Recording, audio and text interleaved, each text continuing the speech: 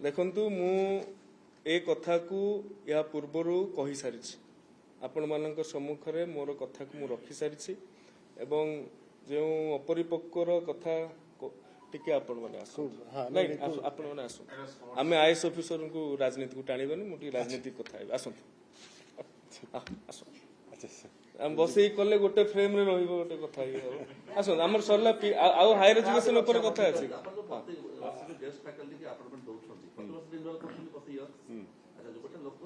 प्रति वर्ष रिन्यूअल नहीं एनुअल मन गोटे लोक 3 वर्ष रहा कि 4 वर्ष रहा से पुणी से प्रिंसिपल इंटरव्यू नौ कमिटी नौ कॉलेज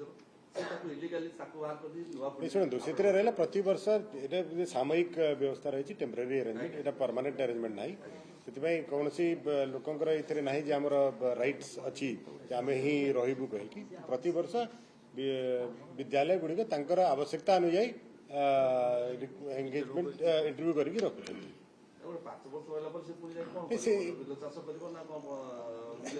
गोटे सामयिक व्यवस्था अच्छी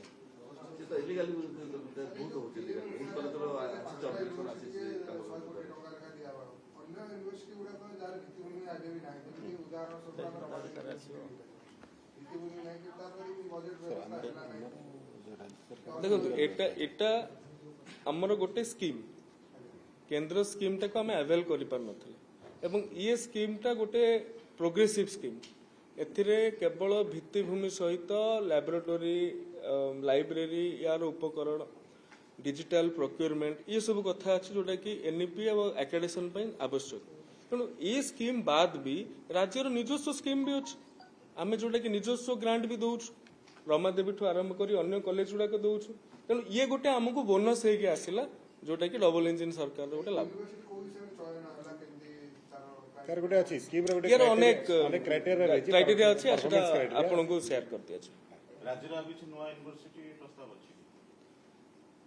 प्रस्ताव अनेक अच्छी सरकार ता भर कौन विचार करेंगे माननीय मुख्यमंत्री एवं समस्त मंत्री परिषद सदस्य मान सहित निष्पत्ति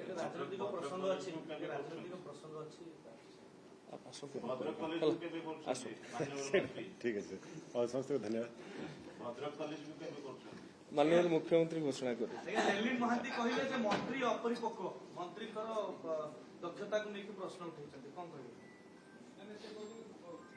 देखंतु परिस्थिति पदमर्यादा और गंभीरता को लक्ष्य करिकि मु मोर कथा रखि सारिछि एवं मु केबे भी कहि नै जे ए कथाटा ठीक बोली आमे कहिछु आमे 100 थर जाइछु आगुरु किंतु ये कथाटा गोटे अभावनीय परिस्थिति रे हैला एवं आपण मानकु मु अनुरोध करिबि से जेमिति देखैबाकू चाहुछंती ओडिसावासी को जे जेमिति गोटे ट्रैक्टर गुळा करि दिछि आपण माने चलंतु मो सहित चलंतु देखिबे किछि भी इंचे भी किछि असुविधा हेइनी अभावनीय स्थिति रे घटिछि सेथि पई ए कथा हेछि एवं जो अपरिपक्वर कथा कहउचंती आज्ञा केही मां पेटरू पाठ शिखिक आसी नथा मु मो व्यक्तिगत कथा कहउछि आउ 29 वर्ष बयस रे जदि एटा मोर अपरिपक्वता मु ताकू भी अस्वीकार करिवारे भी मु हेला प्रदान करिवि नाही किंतु तांकर परिपक्वता थिला कोन ना सी जते बेले हेलिकॉप्टर नै कि निर्वाचन समय रे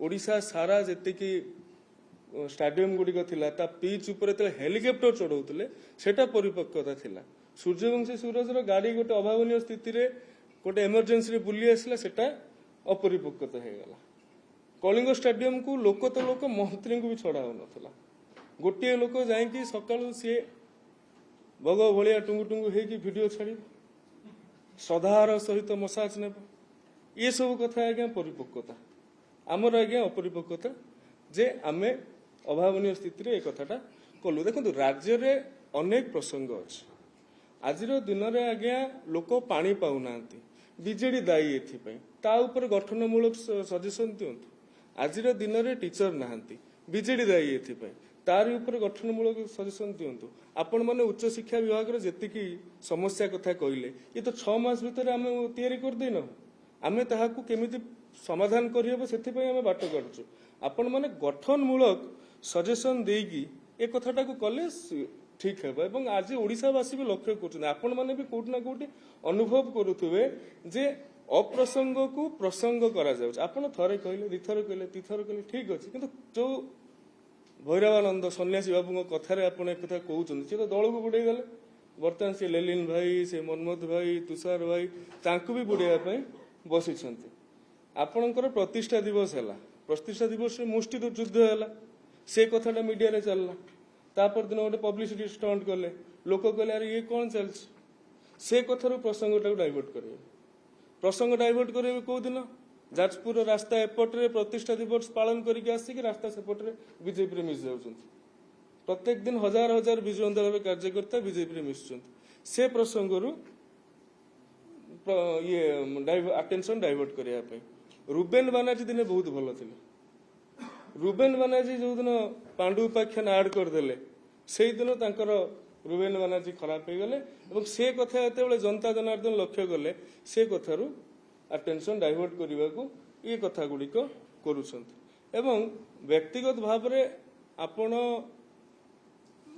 ଭର୍ସନା କରୁଛନ୍ତି ମତେ, ଠିକ ଅଛି, କିନ୍ତୁ କୋଉ କୋଉ କଥା ଉପରେ ଭର୍ସନା କରୁଛନ୍ତି ଆପଣମାନେ ତ ସମସ୍ତେ ଦେଖୁଥିବେ ଯେ କଣ ସୋସିଆଲ ମିଡିଆରେ ଚାଲିଛି ନା ସୂର୍ଯ୍ୟବଂଶୀ ସୁରଜର ସାଙ୍ଗିଆ ନାହିଁ।